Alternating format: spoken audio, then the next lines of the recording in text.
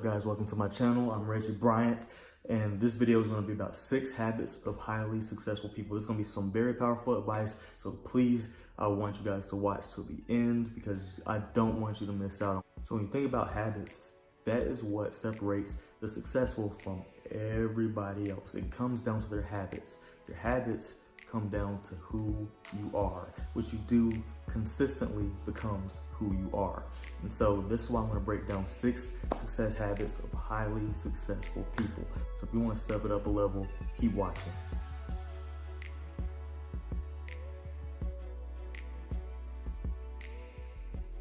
All right, so I'm going to jump right into it. Number 1 is continuous learning. I talk about this all the time, and I'm not going to stop talking about it. Continuous learning is reading, is listening to podcasts, it's talking to people, it is doing whatever you can to always make sure that you're learning something. A day that you haven't learned something new is a wasted day. Now, you don't have to specifically learn about random things. You want to learn with intention, right? So you want to learn about things that you don't have knowledge in. You want to learn about stuff like if you're not all there with, your finances, okay, how can I further improve my finances? What can I invest in? What are some ways of creating passive income? Whatever you lack in is where you should be learning in. And that way you're putting intentionality towards where you're not, doing so well in. And before you know it, you'll be so knowledgeable about it that you'll be teaching people about it. Isn't that awesome? So yeah, that's number 1, continuous learning. So then going on to the second one, seeking mentorship. When a lot of people hear about this, they're like, well, how do I get a mentor? How do I get a coach? Well, guess what? You can make anybody your mentor or coach. Whichever area you want guidance in, you just find somebody who's good at it and who's done it successfully, and you just talk to them. Would you mind helping me in this area? Would you mind meeting me every week or every 2 weeks and going over, how I am in this area?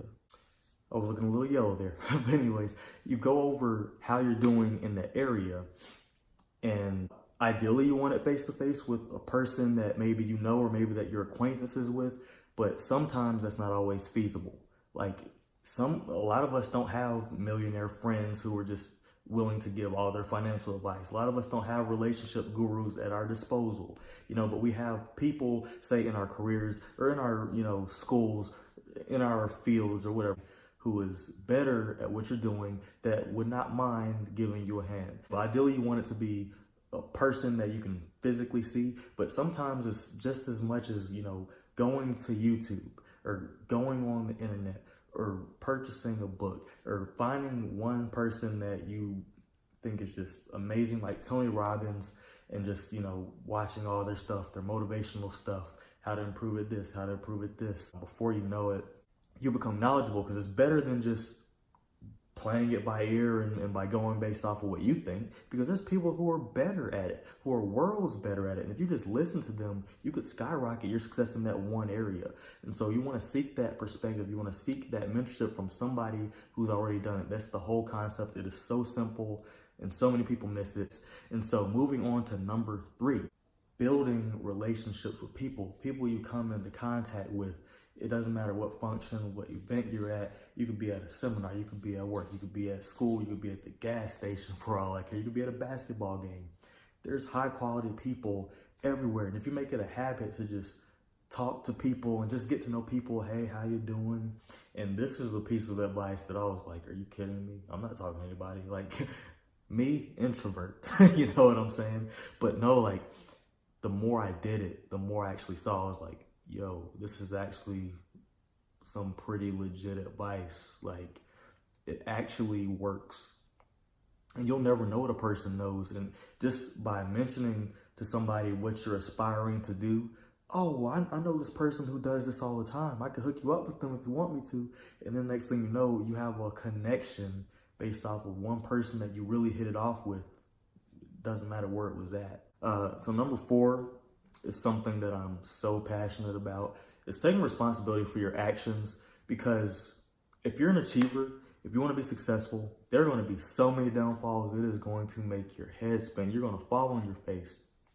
There's going to be things that inconvenience you, but taking responsibility for your actions takes the emotional drain away from it, or at least a lot of it, because instead of blaming it on the situation and being a victim to life and what goes on, you can take control and be like, well, no, I decided to do this. I have to take whatever consequences come of it. You know, if I fail here, I have to eat the consequences. I have to eat the repercussions.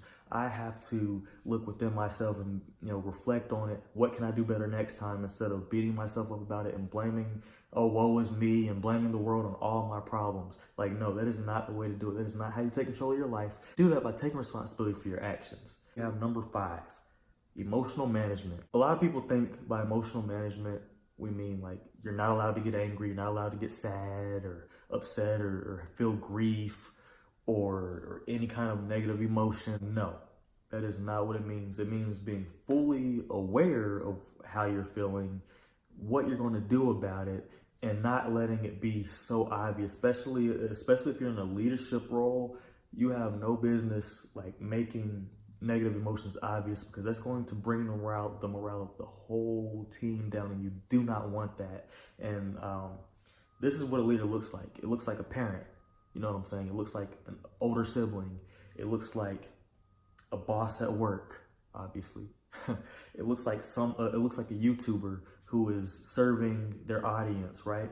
And so feeling a certain way is not wrong, but how you deal with those emotions makes or breaks you, okay? So you want to manage your emotions. And you can learn more about this in the book, Emotional Intelligence 2.0 by Travis Bradberry and Jen Greaves. Excellent read.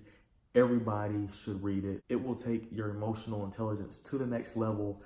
And a lot of people don't even know there is such a thing as emotional intelligence. So definitely check that book out. I will link it in the description. Last but not least, prioritization. Any achiever ever, I don't care if you're in school, I don't care if you're an entrepreneur, I don't care if you're a hardworking professional, any achiever has to learn how to prioritize. So many of us, including myself, I'm super guilty of this.